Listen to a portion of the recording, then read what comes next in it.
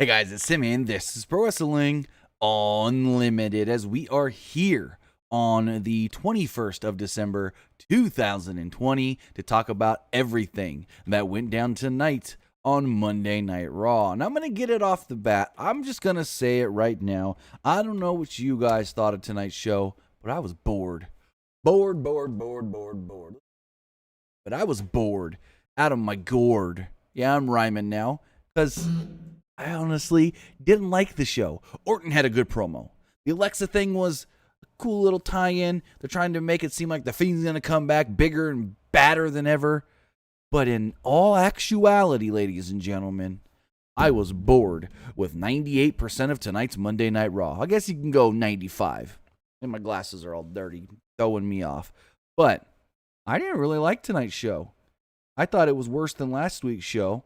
And to be 100% honest, last week's show did the record low rating. So, fuck, what does that tell you for this week's show? Hopefully, they don't get another record low rating and piss off the people of USA Network yet again. So, again, I didn't like tonight's show.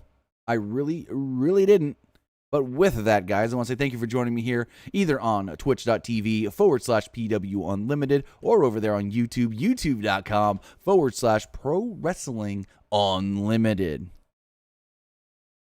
Again, like I stated, I didn't really care for tonight's Monday Night Raw. I don't know what you guys thought. Let me know in the live chat. Let me know in the comments below if you're watching later on YouTube. But let's just dive right in and get going with it. Also, forgot to tell you guys. Actually, I didn't forget because I've been telling you guys in like every video I've done today about SmackDown.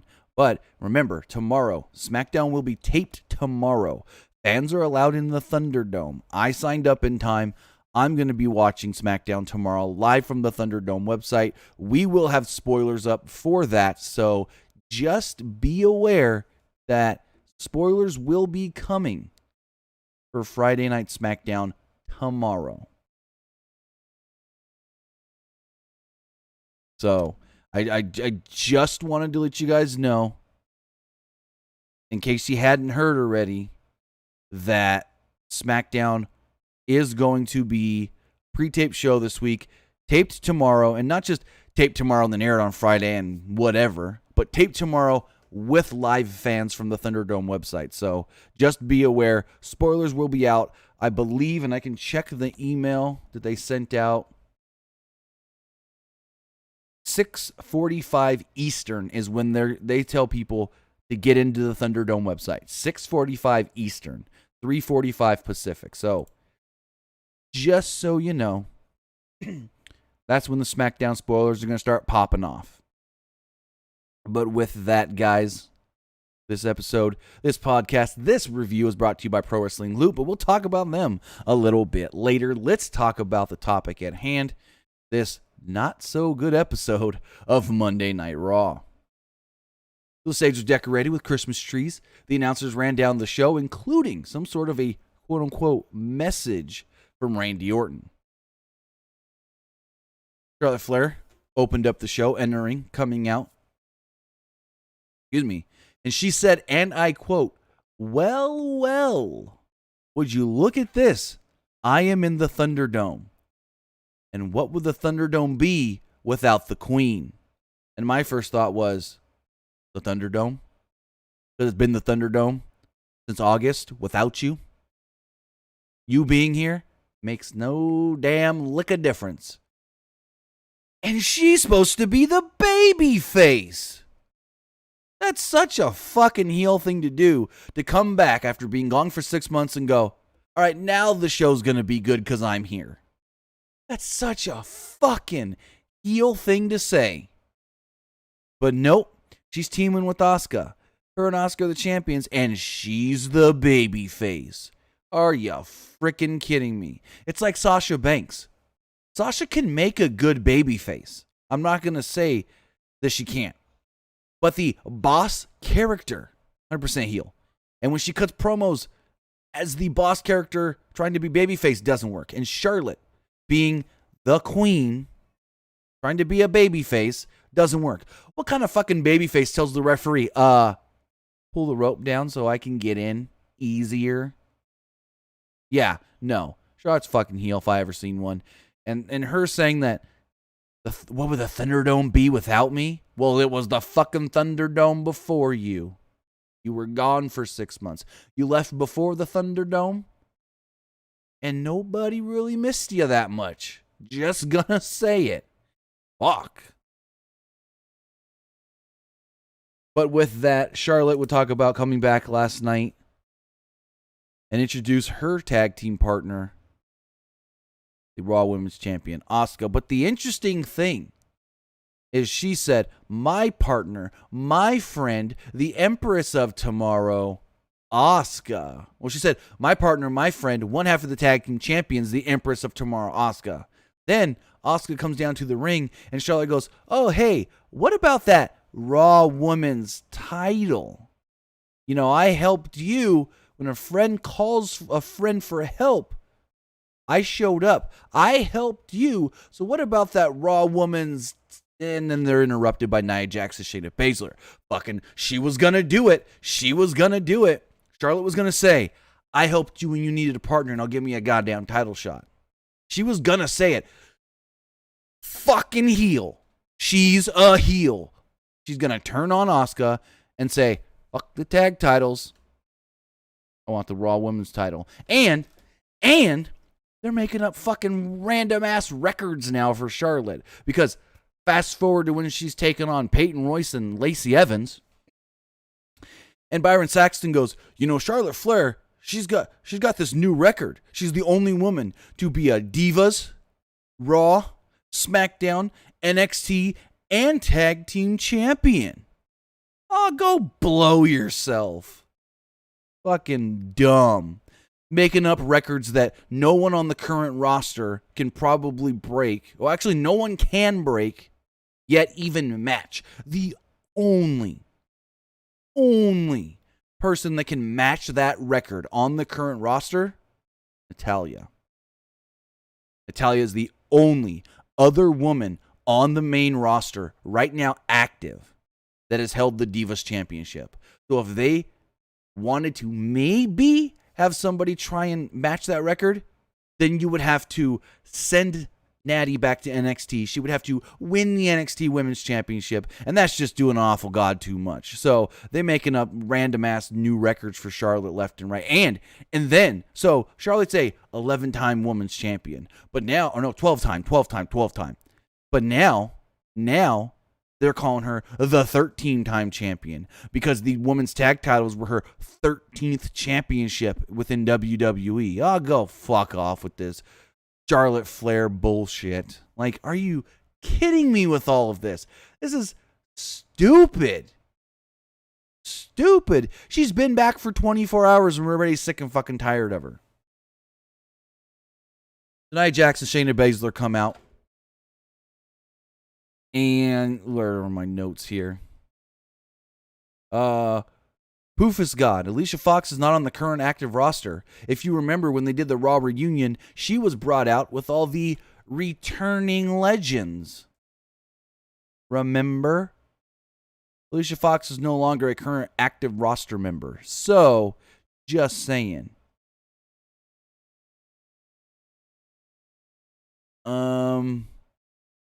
Where was I?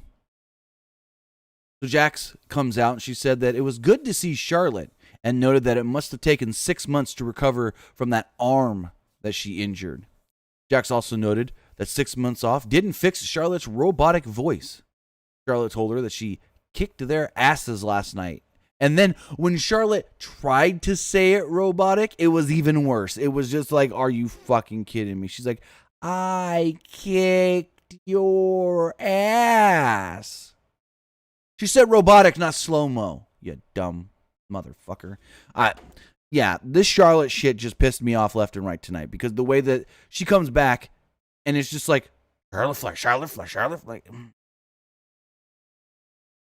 And it wasn't as bad watching it until you really look back at it and listen to everything the announcers were saying and all the different things Charlotte was saying and how she was saying things. When you really analyze it after the fact, it's like, fuck, that is not how they want us to perceive that at all. And we're not going to perceive it how they want us to perceive it, to be completely honest. So, where was I? Charlotte, said that she kicked their asses last night. Baszler and Jax bragged about handing out beatings, seasons beatings, to all of Asuka's friends like Lana and Kairi Sane. And as they say that, Mandy Rose and Dana Brooke come out. Brooke and Jax. Brooke said that Jax looks like a Rudolph with a nose job. Rose made a comment about her looks as well. Basically, they thought she looked like a reindeer. Rose and Brooks wanted to take on the tag team champions. They wanted a tag title shot. They said, hey, Nia, Shayna, you look a little different from last week. Oh, you don't got tag titles. We want to challenge the new champions. So Charlotte just takes it upon herself and goes, can we get a referee down here? I'm going to make a match. We got Dana and Mandy against Nia and Shayna. And she doesn't say Nia and Shayna. She goes, Dana Brooke and Mandy Rose against Nia Jax and Shayna Blazer. Can't even say the fucking woman's name right. Shayna Blazer. She calls her Shayna fucking Blazer. Like, Charlotte's back. She don't give two fucks about anybody but herself.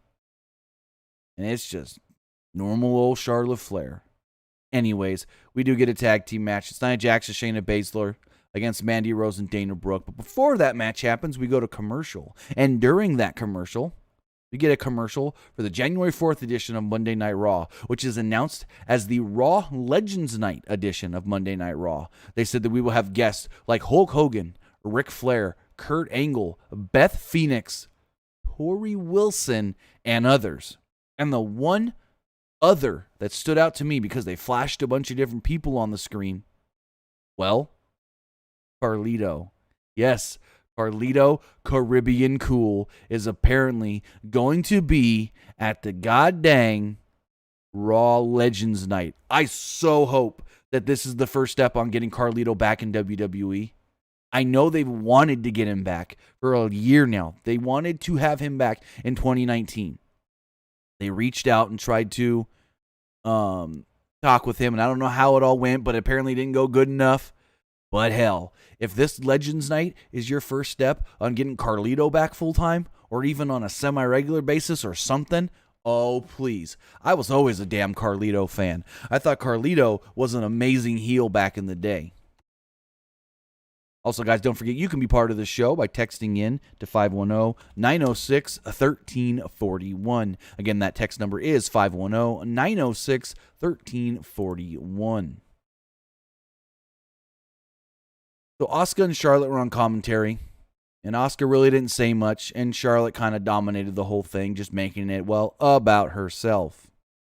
Rose and Brooke took down their opponents early with dives.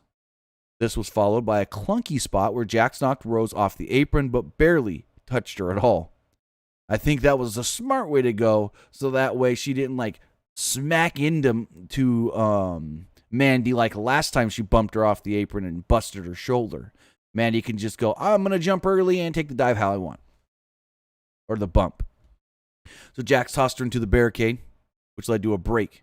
The heels worked over Mandy Rose until Rose hit a knee strike and tagged in Brooke after we came back from that break. Jax broke up a cover at one point, so Rose took her out with a flying knee off the apron. Brooke got a couple of 2 counts on Baszler, but Baszler caught her in a Karafuda clutch for the submission victory. Brooke just tapped out immediately. Didn't even look like the move was fully synced in or locked in, but yeah, she just tapped it out. It was just wrap the arm around didn't even pull yet, and I'm tapping. So the Hurt Business were bullying some guy backstage. They put him in a Hurt Business shirt. They then ripped his shirt off. Like I said, so they put him in the Hurt Business shirt by ripping his shirt off and then putting their shirt on him.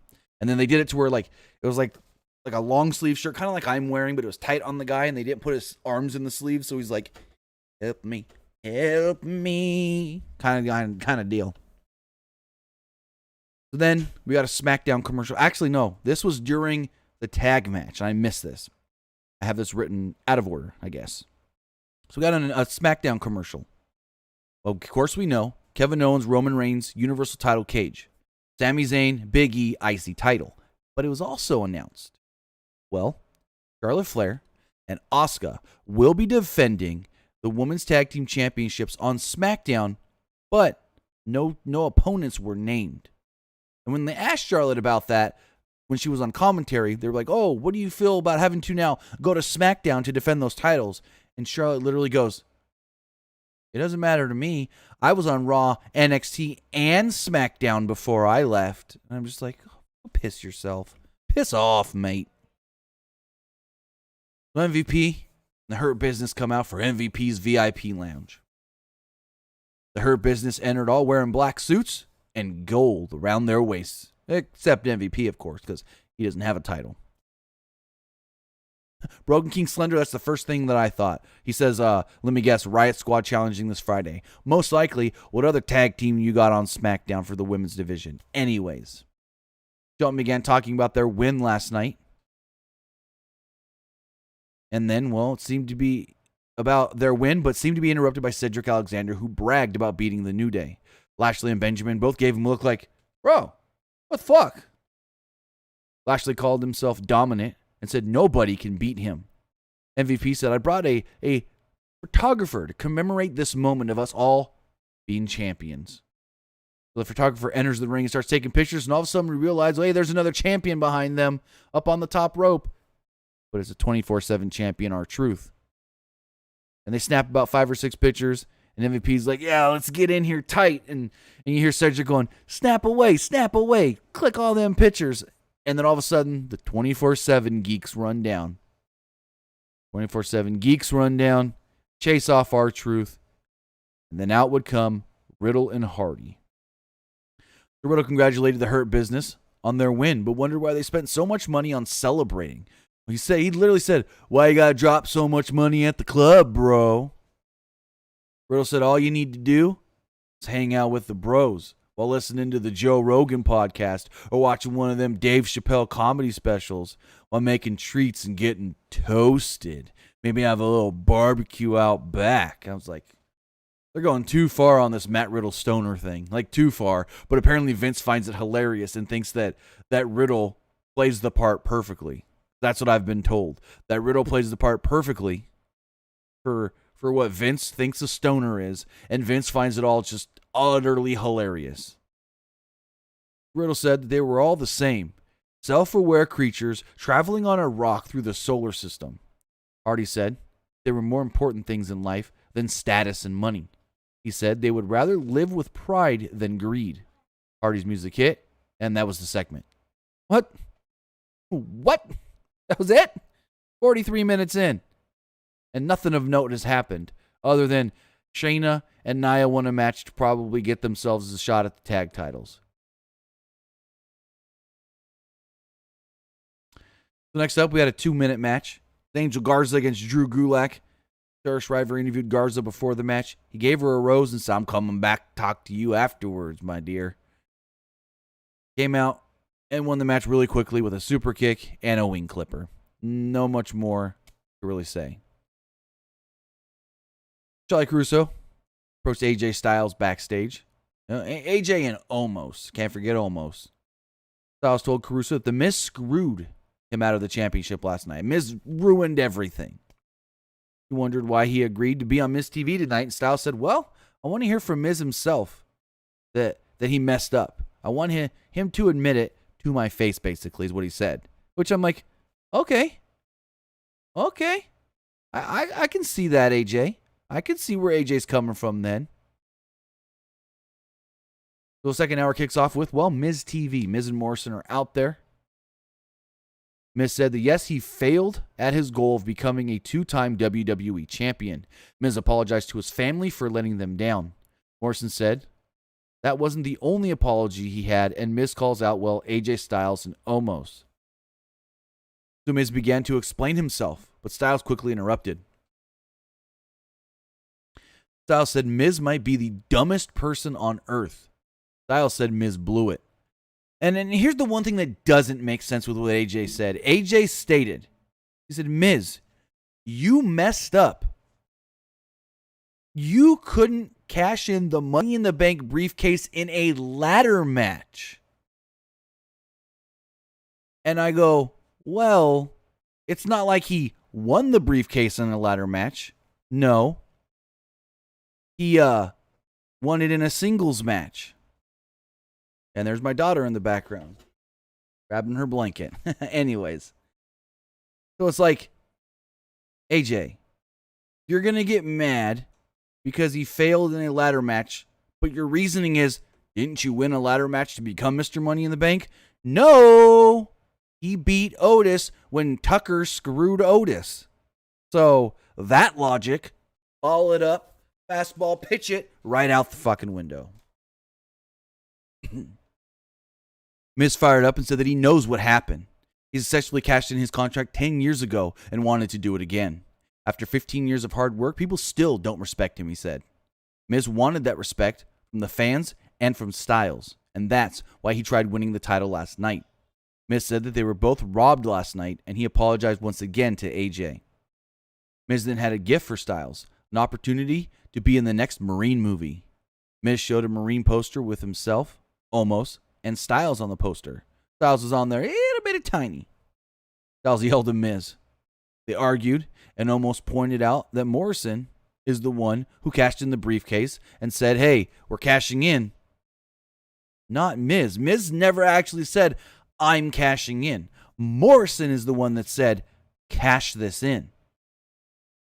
Now, the cogwheels in Miz's head start turning and turning and churning, and Miz goes, ding, light bulb, I got an idea. Maybe I can get my briefcase back. Puffus God in the chat, yes, Kyle Busch hat, best driver in all NASCAR. And then Chase Elliott. Just got to say it, though. So, AJ and Morrison start arguing. Almost left the ring for some weird reason. He just disappears. Miz realized that Almost was right, though. Morrison is the one that said, ref, we're cashing in, not Miz. But Miz thinks there's a loophole here, as we hear later, but there's really not. Because if this was the case, then Miz wouldn't have then continued to compete in the match. So that's where they can say, nope, Well, Puffus, I'm going to go off on something really fast here. Non-wrestling. Puffus says, I hate Chase Elliott. Well, too bad, so sad. I grew up as a Hendrick Motorsports fan. I will always love Hendrick Motorsports. Hendrick Motorsports all the way. My favorite driver, yes, is Kyle Busch, who started with Hendrick Motorsports. Just saying. So they're arguing or whatever. Miz thinks that he's going to get the Money in the Bank briefcase back because he wasn't the one that said cash this in. And then out comes Drew. Drew McIntyre recalled celebrating over pints last night with Sheamus and Keith Lee. Well, here's the thing. If they were able to go out and drink with you last night, why didn't they come out and help you and make that match just a itty bitty teeny bit easier for you? Oh, wait, because baby faces in WWE don't have many friends that'll actually come help them. Anyways. He said they wanted a sequel of The Nightmare Before TLC. He said they drunkenly wrote a new story on napkins, The Nightmare After TLC. Sheamus and Lee entered, and they all read a line from the story they came up with. McIntyre realized they didn't write down an ending, and so they said, well, I guess we need to write one right now. They entered the ring and they all started fighting. Sheamus was about to finish things off with a brogue kick, but Styles drop kicked Lee into him. Sheamus then got in Lee's face for ruining the moment. McIntyre tried to calm things down as the heels left.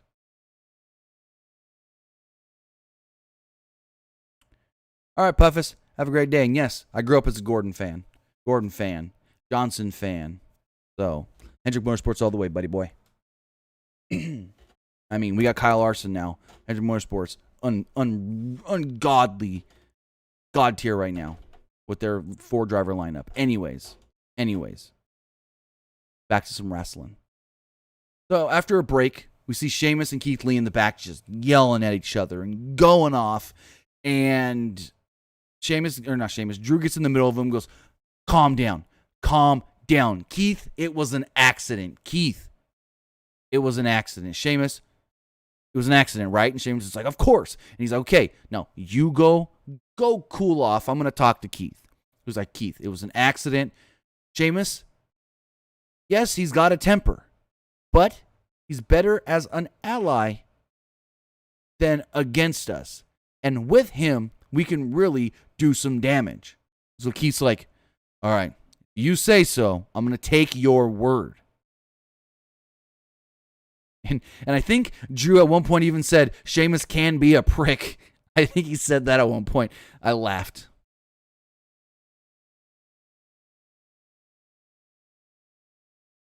The T-Bar came down to the ring. Like last week, Ricochet had to fight a member of Retribution. The referee just watched. Fought off all the members of Retribution, I mean. Mustafa Ali tried lecturing him. The Ricochet went after him. This allowed T-Bar to grab Ricochet and hit him with the Feast Your Eyes and pin him. Yeah, this sucked. 2.5 minutes, 3 minutes or so. And then he just lost. T-Bar threatened to end Ricochet. He said, I will end your existence. No, that was more of a Braun Strowman voice. He said something like, I'm going to end your existence. So I don't know. I can't really do the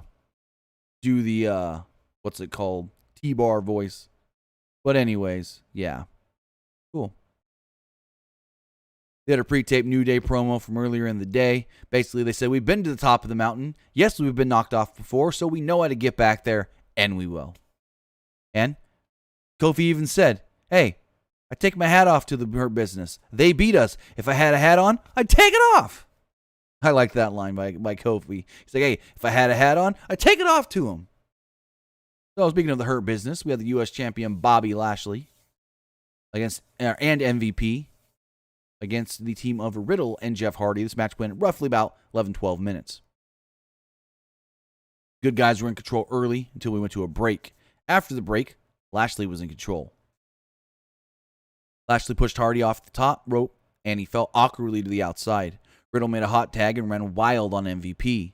Alexander tried distracting Riddle, but it didn't work, and he kept going. Riddle hit a fisherman's suplex, but Lashley broke up the cover, tagged himself in, and ran over Riddle. Riddle kneed out of a delayed vertical suplex, and Hardy tagged himself in. Riddle hit Lashley with a knee strike and wiped out Benjamin and Alexander on the floor with a dive. Hardy went to the top rope, but had to fend off MVP. Lashley dodged a swanton attempt and applied the Hurt Lock to pick up the victory. Not a bad match or anything, just a prototypical, by the books, here we go, Raw Tag Team match. Next up, Elias comes out with Jackson Riker. He says, Jackson Riker, he knows the universal truth. And he said that he wants to show what kind of impact Jackson Riker can make. So his opponent comes out, and it's none other than Grand Metalik. As the match started, and it only went about 50 seconds, Elias climbed to the top rope and just kept playing his guitar and singing. Metalik dodged a charge by Riker before yanking Elias down with a Rana. Lince Dorado posed with the guitar. Riker came back and knocked down Metalik with a clothesline before hitting a sit-out powerbomb for the pinfall victory. Yes, all of that happened in about 50 seconds. Less than a minute. Then, the best thing on the show, Randall Keith Orton. Randy Orton. Orton entered, wearing a smile in his shorts. Tom Phillips tried to rationalize Orton winning the match last night by setting the Fiend ablaze. Because, well, those were the rules. Orton said that he's been called sick, twisted, deranged, and even demented. And he proved that he was all of those things when he burned the Fiend alive. His words, burned the Fiend alive. Orton said a normal man would have regrets for setting another man on fire, but the Fiend was no man, and Orton himself was not normal either. Orton said he enjoyed every second of watching the Fiend burn. Orton said he could still see it and smell it. He couldn't sleep last night because the voices in his head, which are normally like a lullaby, were absent. All he could hear were the screams of the Fiend. He heard, "The Fiend is gone. The Fiend is no more. And I am the evil son of a bitch that took him out." I liked this. I like this verbiage. So the lights began to go out like the Fiend was arriving. A dim purple light shined on the ring to reveal, well, Alexa Bliss on a swing set. She called it Alexa's playground and said that this was the last thing that the Fiend built for her. She asked Randy to come in and play. Alexa said, and I quote, maybe he was on a beach, hopefully not getting a sunburn, or at his favorite restaurant joint, barbecue. Bliss thought that he... Alexa, stop. There's my echo going off. Bliss thought maybe he was absorbed into the mat and into the earth. Maybe he'll be back one day on Bliss's playground. And when he comes back, he will be worse than ever. He will be unlike anything you've ever seen before. The lights went out again. They cut to the announcers and they were like, Alexa Bliss, what was that? I'm like, okay. The Alexa thing was all right. They made a lot of jokes about him becoming burnt up. But, hey, it was the best thing on the show, so I can't knock it too much. I loved Orton's stuff, though. Orton's delivery, like that line when he literally said, and I quote, the Fiend is gone. The Fiend is no more. And I am the evil son of a bitch that took him out. I fucking loved that line. I loved that line.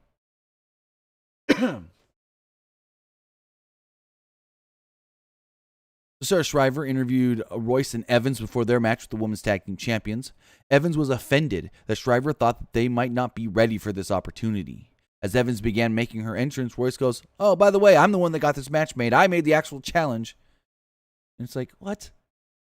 Fuck. What? What does that matter? So the match went about a minute long before we went to the first break. After he came back, Royce and Evans were in control despite not getting along. Asuka gave Royce a German suplex and tagged in Charlotte, who gave Evans a nasty-looking, high-angle back suplex before hitting Royce with chops and a big boot. Charlotte set up for the figure four, but Evans got in the way, so Charlotte suplexed her. Royce put Charlotte into a single-leg crab, but Asuka broke it up. She then knocked Evans out with a kick. Royce used a roll-up for a 2, and Charlotte followed with a figure 8, picking up the victory. Match went about 8.5 minutes. And this was the first babyface win of the night. We see Drew McIntyre, Sheamus, Keith Lee. They're all getting ready for and remember, their street fight. I got some fucking choice words for that later. Their street fight coming up. They aired a video of Titus O'Neil gifting a longtime school staff member in the Tampa area a car, saying that she needs this. It'll help her out the holiday season. They want to help people out. Awesome. Titus always is doing nice charitable things. And he's using his platform in WWE to do good. And so WWE's going to tout it like they had a part in this when they probably fucking didn't. But kudos to Titus. They said he partnered up with the local dealership in Tampa and actually was able to give away 5 brand new cars. The Miz is on the phone. And he's like, hey, so I'm not the one that said cash in the briefcase. It was all John. You think there's like a loophole there where I can maybe get the briefcase back? Yeah. You want to work on that? And AJ comes up and goes, get off the damn phone. We got a match to go worry about. And I was laughing the way AJ said it. He's like, get off the phone. We got a match coming up. And Miz is like, yeah, could you just work on that and see if there's a loophole? I got to go. I found that a little funny.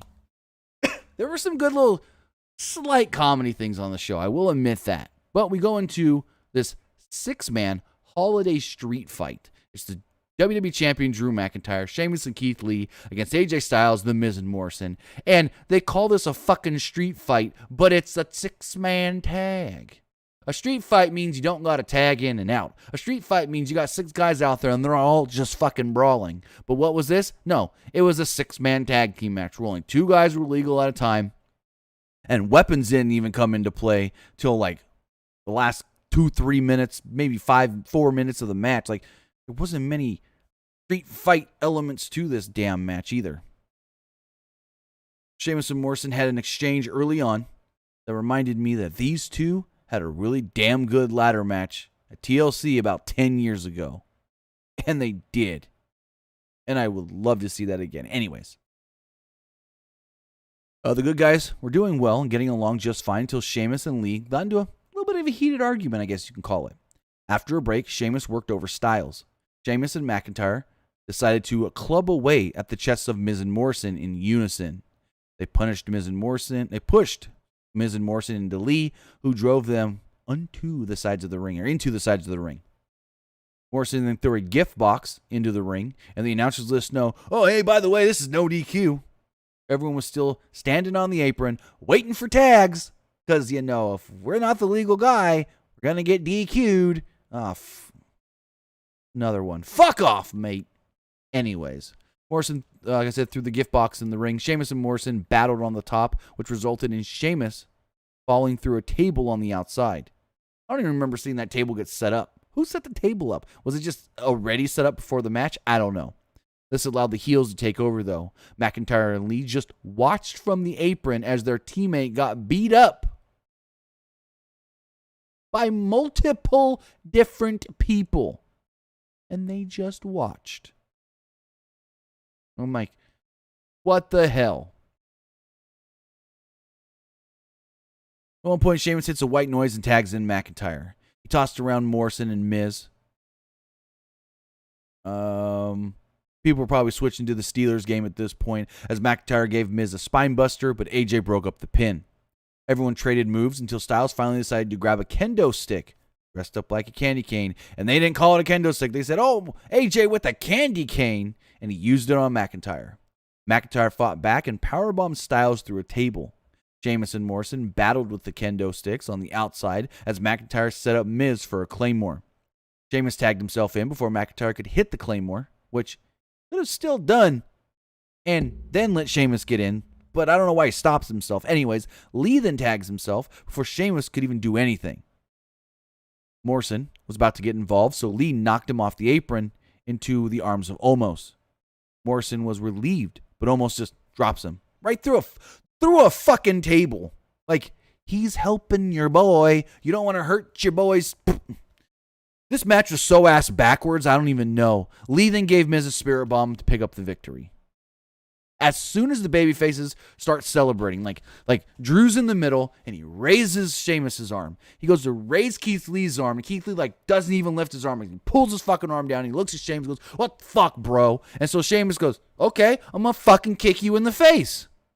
Keith Lee provoked it. And Drew goes, Sheamus, I vouched for you. I then turn around, look at my kids, and go, hey, I got to get ready to do my live show. I turn around, and it's fucking on Modern Family. Like, that's just how you end the show? Just go off the air? No, it wasn't even on Modern Family yet. We had the Corona commercial, and then, Corona beer, and then we go to fucking Modern Family. But that's how you end the show? Keith Lee gets mad for some reason, looks at Sheamus like, what the hell, bro? Sheamus then kicks him in the face because he provoked him, and then it's just goes over. What?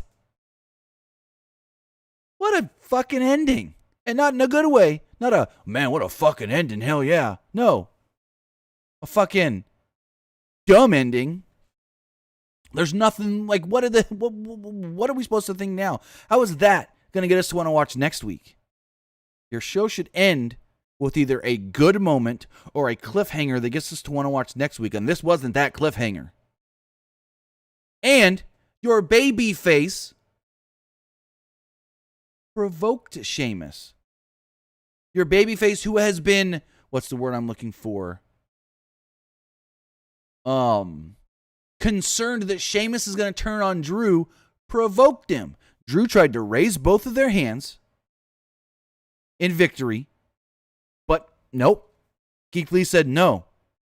And then turns his body right at Sheamus, yells something, can't tell what.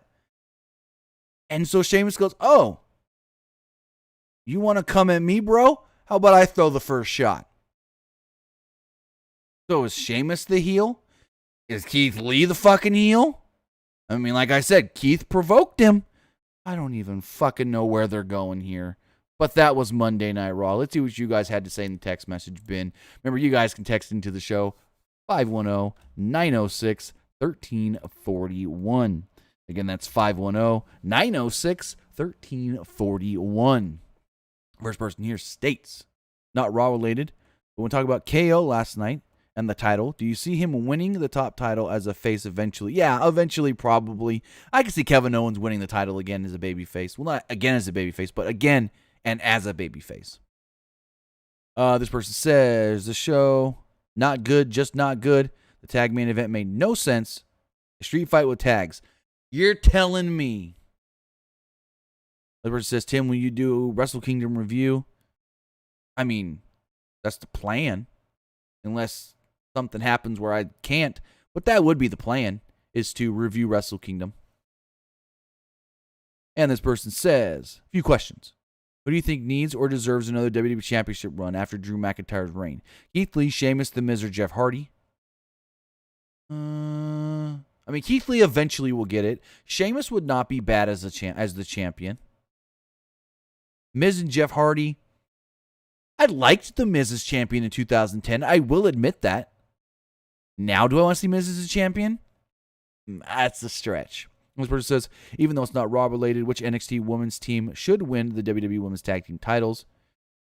If it's defended on maybe Dakota and Raquel Gonzalez. What other fucking women's team do they have? You've got Raquel and Dakota. You've got Indy Hartwell and Candice. Name another women's team in NXT.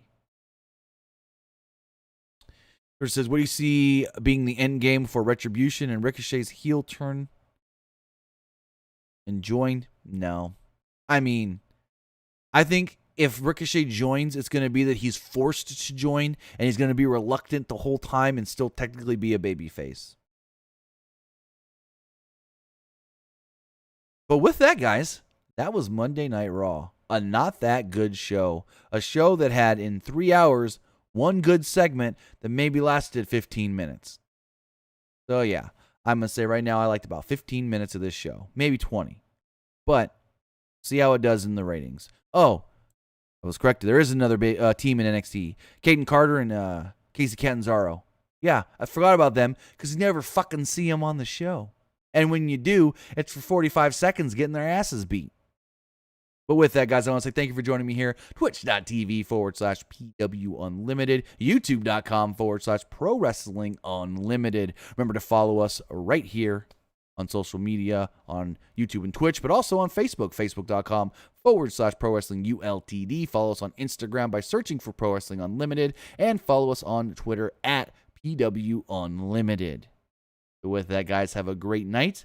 I may be back on Twitch in a little while playing some Call of Duty, so watch out for us there. But with that, if we're not, we'll be live for sure on Wednesday for the AEW NXT review. So have a great, great night. See you then.